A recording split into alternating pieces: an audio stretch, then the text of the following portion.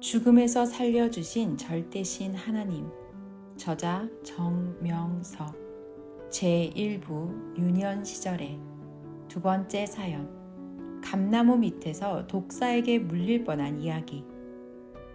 이는 어머니가 수시로 나에게 이야기하셔서 들은 사연이다.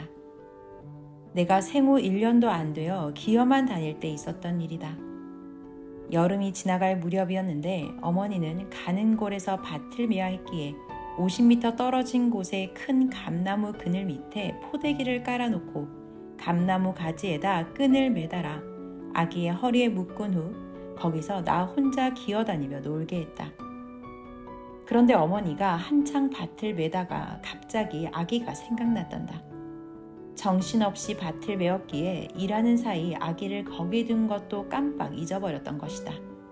그때 아기가 잘 있나 걱정이 되고 이상한 예감이 들어 밭 메던 호미를 든 채 급히 아기가 있는 곳으로 뛰어갔다. 뛰어내려가서 감나무 밑을 보니 독사뱀이 아기를 물려고 꼬리를 감고 허리를 펴고서 아이와 겨루고 있었다. 아기는 손으로 독사를 때리려 손을 내밀고 있었다. 어머니는 이 상황을 보고 놀라서 어떻게 처리해야 할지 몰라 당황하다가 급한 마음에 순간 아기를 들어 껴안았다. 그러고 나서 호미로 독사의 목을 치고 옆에 돌을 들어 쳐서 독사의 몸을 뭉개어 죽여버렸다. 이때 어머니는 너무 놀라서 한참이나 힘없이 주저앉아 조금만 늦게 왔으면 아이가 물려서 죽었겠다 생각했단다. 큰 충격을 받아 어지럼증이 왔다고 했다.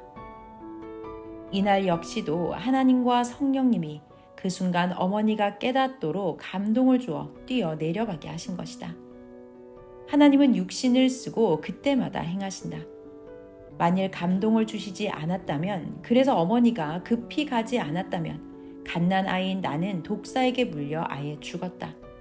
조금만 늦게 갔어도 큰일 날 뻔했다.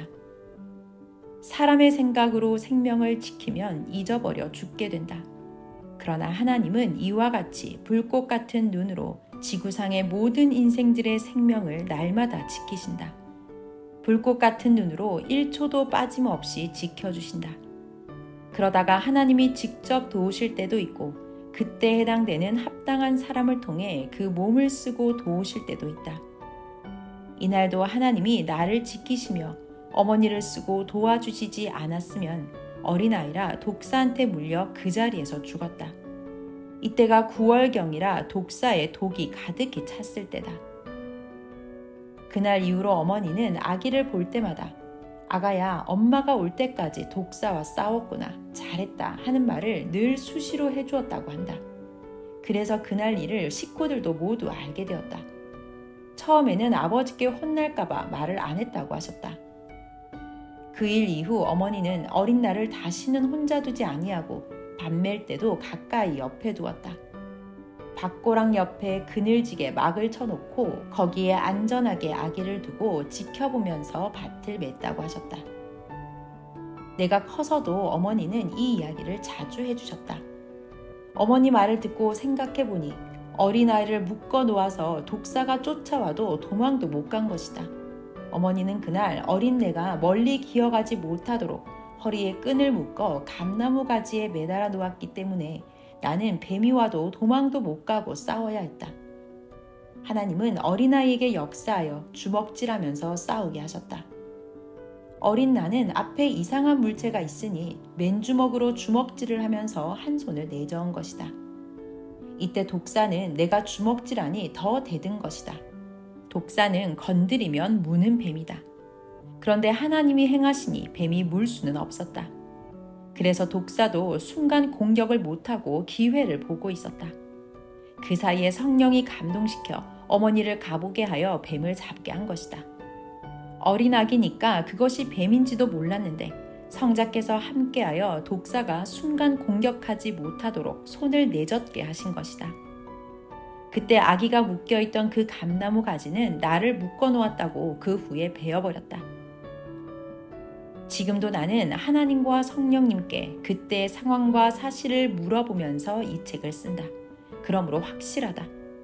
독사한테 물리면 어른도 죽을 수 있는데 돌도 안 된 아기는 약해서 당연히 죽을 수밖에 없다.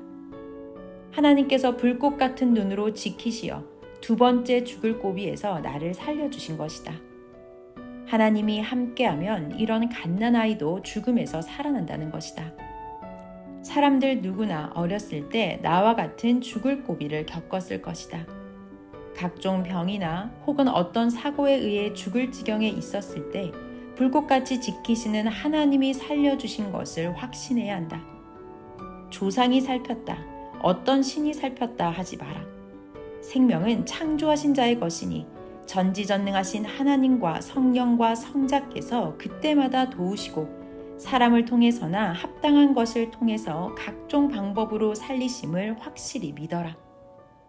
생명의 주인은 오직 하나님, 성령님, 성자이시다. 그가 구원하라고 보내신 메시아이다. 그러므로 절대 수호신은 하나님, 성령님, 성자이시며 죽음에서 살리는 자도 전능자이시다. 이것을 믿고 행하는 자마다 더욱 그 생명과 삶을 살펴주신다고 하셨다.